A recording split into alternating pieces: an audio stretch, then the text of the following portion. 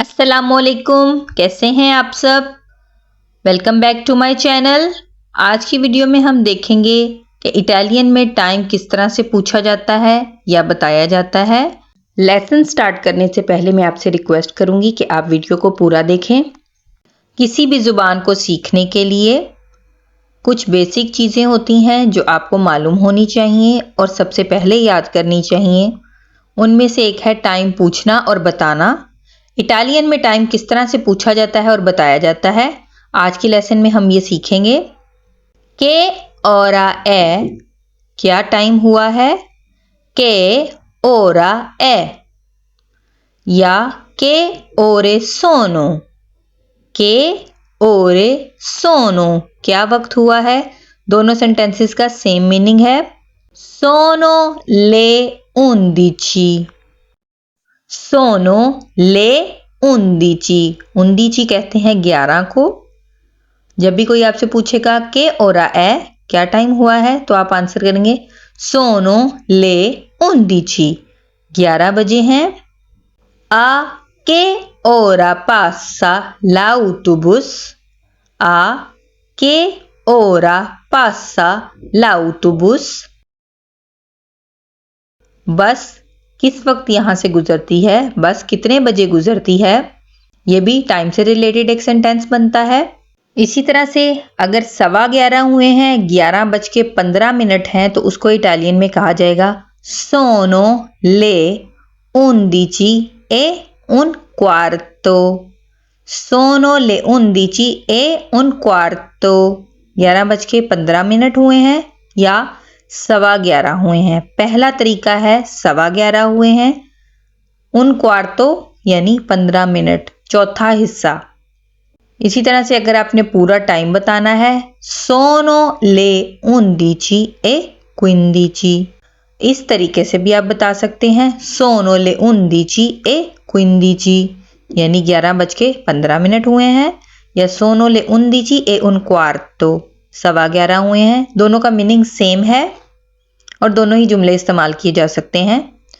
Quando apre il supermercato, quando apre il supermercato, supermarket कब खुलती है। ठीक है, तो जो भी टाइम होगा आप बता सकते हैं।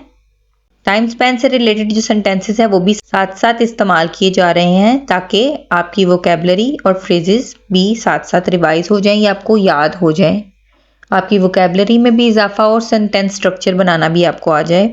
टाइम से रिलेटेड एक और वीडियो मेरे चैनल पर मौजूद है, उसको मैं आई बटन में अटैच कर दूंगी, तो आप वहां से भी लेसन को रिवाइज कर सकते हैं।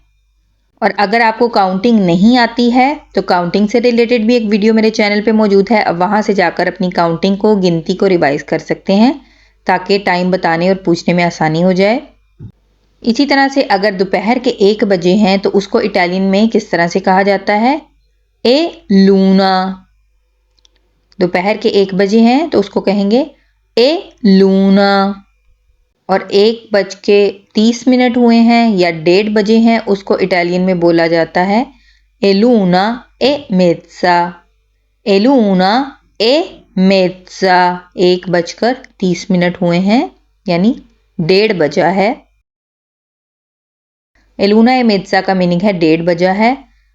और दूसरा तरीका है बताने का, सोनो ले 13:30, सोनो ले 13:30, इसका भी यही मतलब है कि 1:30 हुए हैं।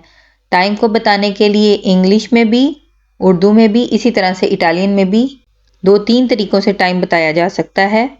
यूरोप में और कुछ फॉरेन कंट्रीज में 24 आवर्स का क्लॉक कंसिडर किया जाता है।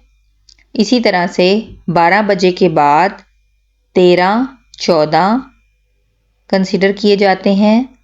जब 1 बजता है तो उसको 13 बोला जाता है और 2 को 14। अगर 2 बजे हैं तो टाइम इस तरह से बताया जाएगा, सोनो ले 14, सोनो ले 14, यानी दोपहर के 2 बजे हैं।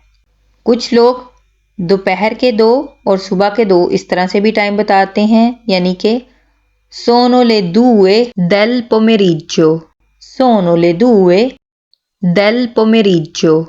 इस तरह से भी बताया जाता है, लेकिन अपॉइंटमेंट्स वगैरह लेते हुए या कोई भी टिकट वगैरह बुक करते हुए 24 आवर्स का साइकिल कंसीडर किया जाता है, टाइम क्लॉक। तो sono le 14, इस तरह से ये इस्तेमाल करते हैं। नेक्स्ट हम देख लेते हैं कुछ मज़ीद सेंटेंसेस। इसी तरह से 3 बजते हैं तो उनको कहा जाता है sono le 15, sono le 15, यानी दोपहर के 3 बजे हैं, या sono le 3 del pomeriggio। दोनों ही सेंटेंसेस इस्तेमाल किए जाते हैं। sono le 15:32, यानी 3 बज के अगर 32 मिनट हुए हैं तो उसको इटालियन में कहेंगे sono le 15:32, यानी 3 बजकर 32 मिनट हुए हैं। और दोपहर के 4 बजेंगे तो उनको कहेंगे sono le 16, sono le 16। जब आपने घंटे बताने हैं तो आपने ले का इस्तेमाल करना है, और जब 7 मिनट्स बताने हैं तो ए लगाएंगे। जैसे पिछले सेंटेंस में हमने पढ़ा है sono le 15, यानी 15 घंटे हुए हैं, e 32 और 32 मिनट हुए हैं। अगर 6:45 बजे हैं तो इसको इटालियन में किस तरह से कहते हैं? sono le 19 meno un quarto, sono le 19 meno un quarto, यानी 7 बजने में 15 मिनट हैं, ठीक है। या दूसरा तरीका है sono le 6:45, sono le 6:45, 6:45 minute हो गए हैं। या फिर sono le 18:45। तीनों तरीके ही दुरुस्त हैं, आप तीनों में से कोई भी तरीका इस्तेमाल कर सकते हैं, लेकिन आपको मॉर्निंग टाइम और इवनिंग टाइम का ख्याल रखना पड़ेगा। कोई टाइम यानी पूरे 10 बजने वाले हैं या पूरे 9 बजने वाले हैं, तकरीबन की सेंस में, अभी 5 मिनट पड़े हैं, 2 मिनट पड़े हैं, तो तकरीबन के लिए जो जुमला इस्तेमाल किया जाता है कि बस 10 बजने ही वाले हैं। यहाँ पे हम मिसाल ले लेते हैं कि 10 बजने वाले हैं, यानी 22, इटालियन में इसको इंग्लिश में 22 कहेंगे और इटालियन में इसको पढ़ेंगे sono quasi le 22, sono quasi le 22, या sono le 10 di sera, शाम के 10 बज रहे हैं। क्वाजी ले का मतलब है तकरीबन, तकरीबन टाइम होने ही वाला है, 10 बजने ही वाले हैं। आई होप आपको ये वीडियो पसंद आएगी। वीडियो पसंद आए तो वीडियो को लाइक और शेयर ज़रूर कीजिएगा, और बेल का बटन लाजमी दबाइएगा ताकि मेरी हर नई आने वाली वीडियो का नोटिफिकेशन आप तक बाआसानी पहुंच सके। अब मिलेंगे नेक्स्ट वीडियो में, तब तक के लिए अल्लाह हाफिज़। आरिविदेरची।